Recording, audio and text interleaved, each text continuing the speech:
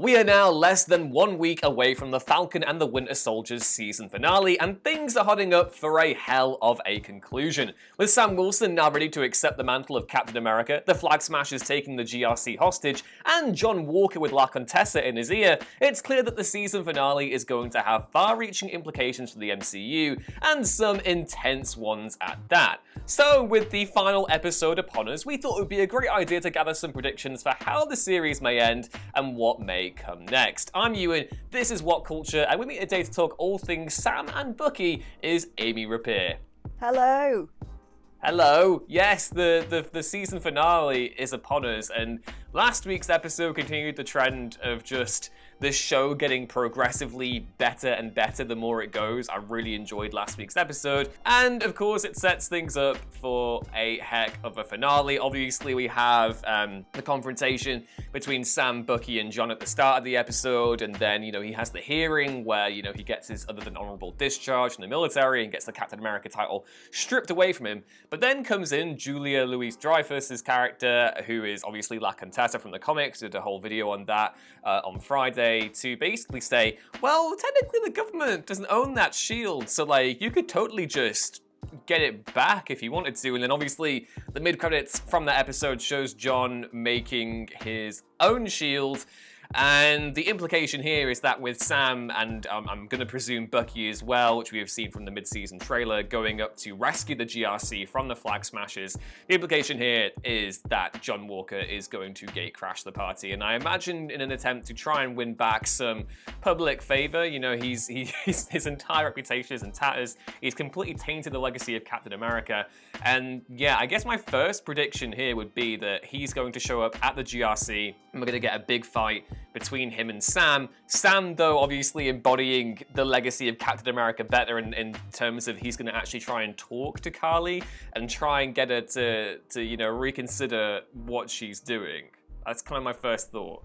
I agree, and I think that's the big contrast between the two of them, in that Sam isn't giving up on his moral stance on it. He is still eager to try and resolve it without I'll call it Zemo's approach, where Zemo is insisting there's only one way out of this, which is actually now much more what John Walker represents. The way he reassured Lamar's family that I would never let the person who did this get away. Obviously he did lie to them and say that the person he killed was the person that killed his best mate, which I get why you do that, for the reassurance of the family, but it was also, to me, it seemed like he was reassuring himself that this wasn't over for him, that there was no way he was going to let Carly get away with what she'd done. Yeah, totally. And obviously we see from the mid-season trailer that there are some shots of Walker walking along the street. We get a cool shot of Bucky as well on a motorbike as he just flings himself off it and charges one of the Flag Smashers down. But nothing of Sam in his capsuit, which we assume is what, Bucky asked the Dora Milaje to craft for him. I'm going to assume that is the saucy new Captain America costume that we've already seen leaked in promotional materials. And for those who don't want that spoiled for them, the best visual description I can describe is that it is very much comics accurate. It might be the most comics accurate MCU costume we see. It generally looks like it's been ripped straight from the page. And I cannot wait to see that thing in action. Those shots we saw in the last episode of Sam training with the shield and doing all the unnecessary flips and stuff, I love that.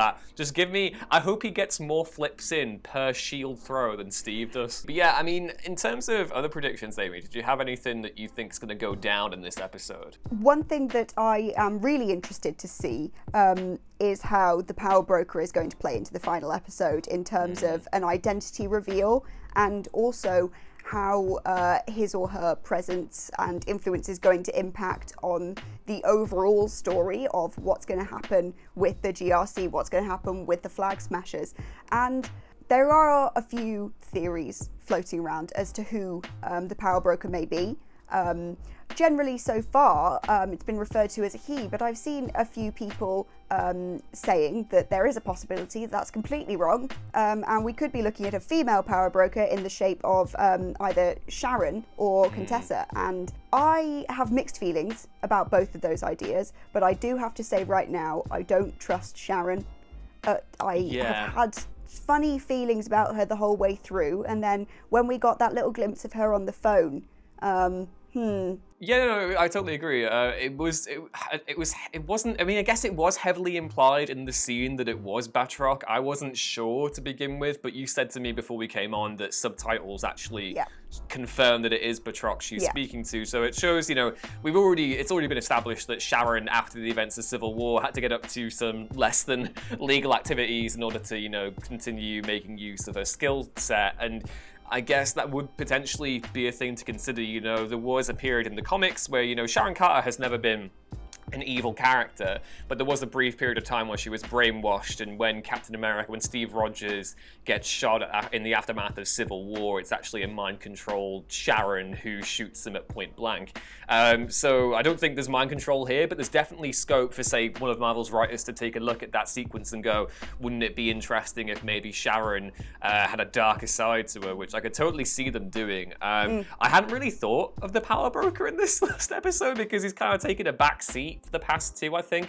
But yeah, I mean, in regards to Batroc as well, because he's got his own kind of, vendetta going on here as well with Sam.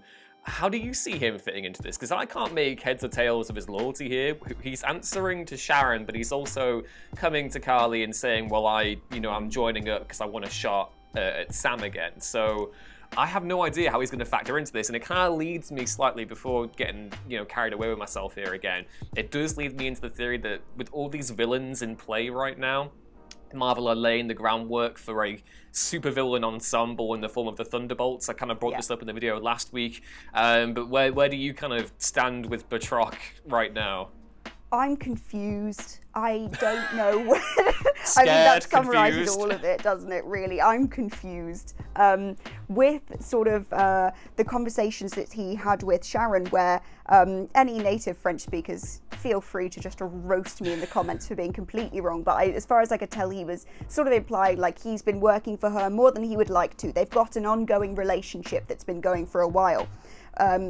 Which makes me question what kind of relationship this is, where she is fairly frequently employing him to do bidding for her. We don't know what this dirty work is, but I would like to know. And then when he rocks up, and now he's also with Carly, but at the same time he does remind Carly that he's very much not with her and her cause. He's not there for that. He's there for his pop at Falcon.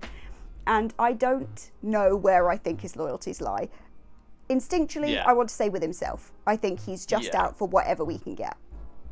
Yeah, I think that would make sense. And yeah, with regards to La Contessa as well, I think if Black Widow had released as it was supposed to, a year ago and whatever, we probably would have a much better idea of what her motivations are right now. But as things currently stand, we're kind of still left in the dark about what her goals are. We don't see Walker pick up the phone and try and call her. I love how this man's been involved in like off the books, like Black Ops work and stuff, and he gets handed a business card with no writing on it, and he just goes, "There's nothing on it. It's probably an invisible ink, mate. Get the old UV light out and have a little look." Like, come on. It's just, I was like, that's not a good Captain America would have known what was on that card. Yeah, that was poor form. Yeah. I mean, there's so much scope here for them to do something new with the character, and the thing that is interesting to me, and in the sense that this is such a clean break away from the comics in multiple different senses, is that La Contessa's history in the comics is inextricably linked to Nick Fury. So all my basis for this character comes from her work in S.H.I.E.L.D., and then when obviously she double crosses S.H.I.E.L.D. and then triple crosses the people she double crosses. It's a very confusing time. All instincts right now point towards them using, preserving these characters. I don't think John Walker is going to die. I think they're going to preserve that character for the future of the MCU as a dark reflection of what Captain America should be. And maybe even throw a redemption arc in for him there, as was the case in the comics with Walker. And maybe that would come in the form of the Thunderbolts. I have no idea. I think that with Zemo still around as well, that's something we need to kind of, keep on the table. And I'm just so curious to see how La Contessa fits into the finale too. Yeah, because she had sort of such a brief but very impactful appearance so far, that it has done nothing but add more questions to what is already a very abstract idea we have of what this final episode will be. And that will be one of the big payoffs for me, is finding where this is going. Yeah, and the other question that I think we can probably end the video on is that whereas I feel as though Sam's arc and trajectory here is pretty clear and obvious, he's going to assume the mantle of Captain America. I imagine maybe, we'll get some closure on the state of the Avengers post-Avengers Endgame and see, his relationship with them there. Maybe we'll get another cameo from Rhodey again, to talk about that. But with regards to Bucky, I still don't know what the closure is for his character right now, and there are so many different angles they could go with him after this, and I do think maybe we'll get a nice little scene at the end where he actually does commit to his date that he broke off early, in the first episode, and come to terms with his demons as the Winter Soldier. But in as far as actual plot lines for this character, I can't tell anything right now what they're gonna do with him. I'm almost certain that we're going to have a therapy scene in the final episode that's going to be a direct reflection of earlier to show sort of his progression, how far he's come. But other than that, no, I'm very much the same. I can't picture exactly where they're going to take this. And that is a good thing and a bad thing, because it leaves a lot of options open. It leads for a lot of speculation, but it's also very frustrating. Yeah, and the super last point, Carly Morgenthau, do you think she's going to make it out of this alive? Yes. Yeah? Yes. I'm going to put my money on maybe? yes. Yeah. I wouldn't say no. I wouldn't say no. I don't think that she is going to be killed, because I think they've put too much emphasis into humanizing her, that if she were to die now, it would feel... it just wouldn't feel right. They would feel like it was unresolved, like something had gone wrong. That could be completely my own opinion. Everyone else could hate her and think, yeah, it would make complete sense. But to me personally, with all the time and effort that Sam has put into her and emphasizing her redeemability, I think it would be a bit of a waste to have it be done at the end of the series and not have any more of her. Yeah, I think Sam's going to give her a second chance. I can maybe see Sam, sneakily maybe letting her go. I don't know. Obviously, she has a lot of crime to answer for. But yeah, those were kind of our predictions on the upcoming season finale of The Falcon and the Winter Soldier. Please let us know what you think, what the hell is going to go down in the comments below. Do you think La Contessa is building towards some sort of supervillain ensemble team? And where do you think Bucky's gonna go next? I'm really curious to hear that one in particular. But yeah, once you've done that, please be sure to like the video if you enjoyed it, and subscribe to Whatculture so you don't miss more MCU content coming in the weeks and months ahead. The Loki series is literally next month as well. No, it's in June.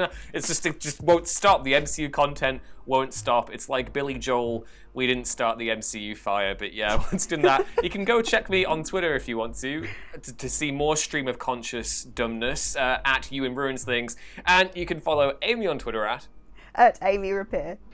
And we will see you next time. Bye. Au revoir.